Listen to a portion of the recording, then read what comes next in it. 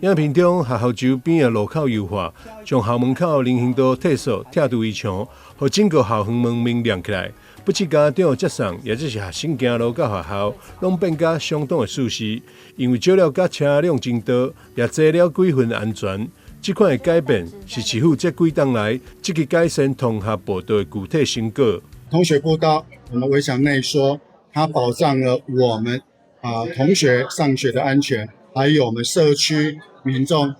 出入的一個安全。所以，我們社區的家長、社區的民眾對於同學步道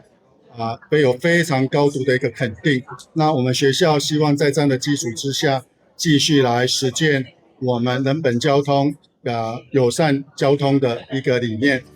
一條安全的同學步道是守護囡仔上重要的日常。市府重視校園周邊交通安全，積極爭取中央補助，也注資經費，推動同學步道甲人行環境改善工程。為108年到114年間，已經成功爭取國土管理署超過13億7千萬，改善102間學校同學環境。我們陸續爭取經費當中，所以這樣子的同學步道改善計劃會持續推動，那也會結合學校的交通安全觀念宣導，希望每個孩子他都能夠有一條安心上學的路，快快樂樂的來上學，他也能夠平平安安的回家。